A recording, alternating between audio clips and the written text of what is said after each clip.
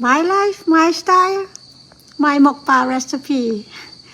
มื้อนี้แบรนด้าสิพาเฮ็ดหมกปลาแซ่บๆหอมๆกินได้จ้าต้มกลุ่มมันน้ำแต่มีแต่แป้งนัวกับปลาแดกค่ะเท่านั้นแหละมันก็แซ่บแล้วอันนี้นะนั่นคือน้ำหอมเขาใส่คนขาดบ่ได้เป็นหอมโบเจียวเด้อจ้าเด้อแล้วมันสิหอมแบบหอมหอมไปแก้มแบรนด้านี่แหละพอเนี่ยมันเข้ากันดีๆแล้วก็เตรียมห่อดีจ้ามันบ่ยากคันสิเฮ็ดน่ะคุณนะออกอ้ายทวนๆแซ่บๆหอมๆได้จ้ามาเด้อไผยาฮ้อนๆเอาข้าวเหนียวตุ้ยมาต้นเขาก็ต้องล้างปลาใส่น้ำเข้ามาน้ำเขาล้างเข้าหั่นแหละใส่ไว้จัก5 นาทีหรือว่า10 นาทีคันถ่าได้10 นาทีเป็นดีที่สุดแล้วเขาก็ค่อยมาไล่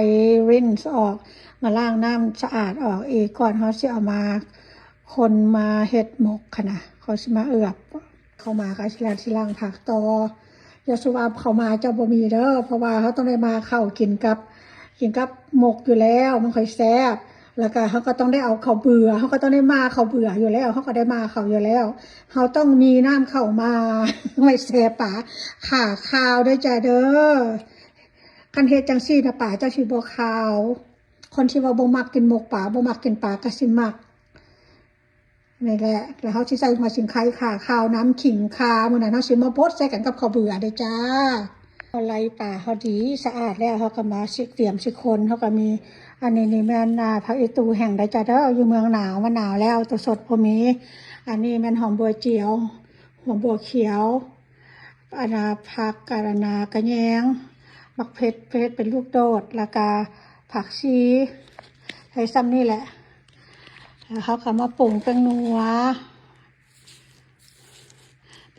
ใส่อันนาปลานี่หกข้าวเลยจ้ะเด้อข้าว6 ข้าวแบรนด้าที่ใส่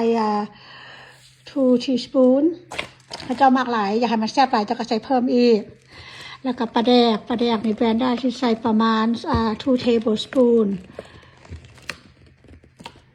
ได้บ่เอากะว่าให้มันได้2 tablespoon ค่ะนะบ่ให้มันเค็มหลายว่าสันซาให้มันพอดีแซ่บหลังจากนั้นแล้วก็แบบนี้น้ำของที่ว่าเฮาบดอันน่ะข้าวเบื่อผักเผ็ดหัวชิงไข่ขิงข่าเอาลงไปในเบิดเลยแล้วเขาก็ค้นบาดนี่นะยากหยังเห็ดหมกคนแล้วเขาก็ห่อใส่ใบตองหรือว่าคันโบอยู่ใบตองก็ใส่อลูมิเนียมฟอยล์ค่ะคนให้มันเข้ากันความขมมันน้ำแต่มีแต่แป้งนัวกับปลาแดกค่ะเท่านั้นแหละมันก็แซ่บแล้วอันนี้นะนั่นคือน้ำหอมเขาใส่คนขาดบ่ได้เป็นหอมโบเจียวเด้อจ้าเด้อแล้วมันสิหอมแบบหอมไปแก้มแบรนด้านี่แหละพอเนี่ยมันเข้ากันดีๆแล้วก็เตรียมห่อดีจ้ามันบ่ยากคันสิเฮ็ดน่ะง่ายๆคำว่าอยากห่อเขาก็หมกหม้อก็ได้คั่วแล้วถ้าเอาไปคั่วใส่หม้อคั่วพอปลาสุกแล้วมันก็ได้เขาก็หมกหม้อง่ายบ่ยากจ้ามามากินข้าวน้ำแบรนด้าเนาะเอาข้าวเหนียวตุ้ยนี่นะแซ่บได้นี่นะ6 ข้าวเฮ็ดได้6 ห่อให้ประมาณ9 ห่อ6 ข้าวหมกได้แต่9 หมกถึงเด้อจ้ะเด้อมื้อนึงหมกใส่เจี้ยเรื่องเพราะว่าขี้ข้านล่างต่อ มื้อนี้เป็นข้านหรือซ่านจะในมาชิมน้ำกันนะพี่น้องเนาะ1 ประมาณ30 minutesเนาะ30 นาทีจ้า